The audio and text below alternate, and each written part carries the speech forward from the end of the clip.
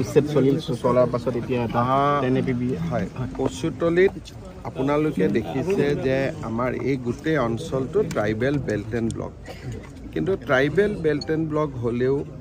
দুটা নিয়ম আছে বেল্ট এণ্ড ব্লকটো গঠন হোৱাৰ আগতে যিসকল অজনজাতীয় লোক আছে তেওঁলোক থাকিব পাৰে কিন্তু বেল্ট এণ্ড ব্লক গঠন হোৱাৰ পিছত নতুন মানুহ আমাৰ ইয়াত আহিব নোৱাৰে গতিকে যিসকলে ট্ৰাইবেল বেল্ট এণ্ড ব্লক হোৱাৰ আগতে ইয়াত আছিল তেওঁলোকক আমি দিগদাৰ কৰা নাই বা দিগদাৰ কৰাৰ কথা নুঠে কিন্তু যিখিনি ট্ৰাইবেল বেল্ট এণ্ড ব্লক গঠন হোৱাৰ পিছত ইয়াত আহিলে তেওঁলোকক আমি লাহে লাহে ইয়াৰ পৰা পঠিয়াব লাগিব সমস্যাটো হৈছে কি যে এটা সময়ত বিশেষকৈ আমি ৰাজনীতি কৰা মানুহবিলাকে কাৰোবাক ৰাস্তা বনাই দিলোঁ কাৰোবাক ইলেক্ট্ৰিচিটি দিলোঁ কাৰোবাক পানীৰ সুবিধা দিলোঁ ধুনীয়া ৰাস্তা বনাই দিলোঁ আৰু লাহে লাহে বিষয়টো একেবাৰে আমাৰ হাতৰ বাহিৰত ওলাই গুচি গ'ল কচুতলিত প্ৰায় 1000 বিঘা মাটি আমি এভিকশ্যন কৰি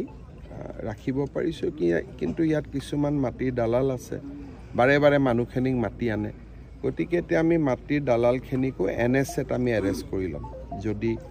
এই ধৰণে ব্যৱস্থা কৰি থাকে কালি 2-3জন এৰেষ্ট হৈছে কিন্তু তেওঁলোকক দীঘলীয়াকৈ এৰেষ্ট কৰিব লাগিব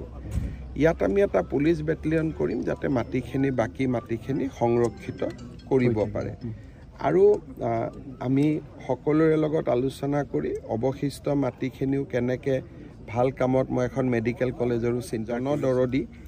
ৰাইজৰ লাভ হোৱা বোলে এখন ইউনিভাৰ্চিটি হ'ব পাৰে এখন মেডিকেল কলেজ হ'ব পাৰে যিখিনিয়ে সমূহ ৰাইজৰ লাভ কৰিব পাৰে লাহে লাহে তেনেকুৱা কিবা আমি আনিবৰ বাবে চেষ্টা কৰিব লাগিব আৰু ভূমিহীন জনজাতি লোক থাকিলে তেওঁলোকক আমি এলটমেণ্টটো দিব পাৰোঁ যদি কোনোবা ট্ৰাইবেল লেণ্ডলেছ ব্যক্তি আছে তেওঁলোকেও এলটমেণ্টটো ল'ব পাৰে কিন্তু মাটিখিনি আমি অকণমান ধুনীয়াকৈ সংৰক্ষণ কৰিম আৰু বেটেলিয়নটো আহিলে মাটিখিনি সংৰক্ষণ হৈ যাব কিমানমান ভূমি এতিয়া লোৱা হ'ব কেতিয়াৰ পৰা কাম আৰম্ভ হ'ব মই ভাবিছোঁ যে আমি আৰু 6 মাহৰ ভিতৰত ইয়াতে বেটেলিয়ন নিৰ্মাণৰ কামটো আৰম্ভ কৰিম আৰু 3 বছৰটো লাগিবই সম্পূৰ্ণ হওঁতে গতিকে সেই ধৰণে চলি গৈ থাকিব কিমান বিঘা সামৰিব ইয়াতে আমাৰ হাৰ্ডলি 100 বিঘা বেটেলিয়নৰ কাৰণে ইমান নালাগে 100 বিঘা মাটি আৰু আমি মাত্ৰ 100 বিঘাই মাটি ল'ম তাতকৈ বেছি ল'ম স্যাৰ স্থানীয় ৰাইজৰ অভিযোগ আছে যিসকলক উচ্ছেদ কৰা হ'ল তাৰে কিছু সংখ্যকে আঁতৰি গৈছে কিন্তু যথেষ্ট ইয়াতে আছে কিছু সংখ্যকে মছজিদ এটাৰ কেন্দ্ৰ কৰি আছে কিন্তু কেছটো শেষ হৈ যাব মই এডভোকেট জেনেৰেলক কৈছোঁ কেছটো শেষ কৰিবৰ কাৰণে মানুহখিনি যাব খোজে মাটি দালাল কেইজনে মাটি আনে গতিকে মই ভাবোঁ যে আজিৰ পৰা তেওঁলোকে গম পাব যে চৰকাৰ এইটোত কঠোৰ আৰু আমি কেতিয়াও পুনৰ বহিব নিদিওঁ আৰু এই ক্ষেত্ৰত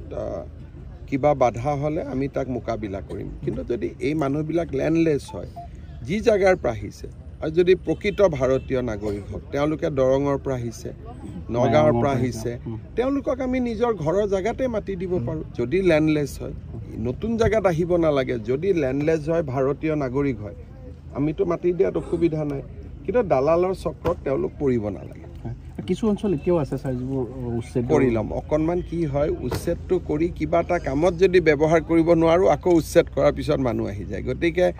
ধৰি লওক এটা ফিচাৰীত মাছ আছে আপুনি মাছটো ওলাব পাৰে কিন্তু যদি খোৱা মানুহ নাই বিক্ৰী কৰা জেগা নাই তেতিয়াহ'লে কি কৰিব সেইকাৰণে এইখিনি আমি হিচাপত ধৰি ৰাখিছোঁ কিবা ভাল চৰকাৰী আঁচনি আনিলে কাৰণ ট্ৰাইবেল বেল্ট এণ্ড ব্লক ইয়াত যিকোনো আমি কৰিব নোৱাৰোঁ ধৰক এখন মেডিকেল কলেজ আহিলে এখন ভাল ইউনিভাৰ্চিটি আহিলে ৰিং ৰোডটো আগেদি যাব গতিকে যোৱাৰ লগে লগে ইয়াত ইউনিভাৰ্চিটি হ'ব পাৰে মেডিকেল কলেজ হ'ব পাৰে ইঞ্জিনিয়াৰিং কলেজ হ'ব পাৰে সেইকাৰণে ভাল আঁচনি আহিলে উচ্ছেদ কৰাৰ আমি ৰাখি থৈ দিছোঁ গোটেই মাটিখিনি আমাৰ নজৰত এটা এটাকৈ কৰি গৈ থাকিম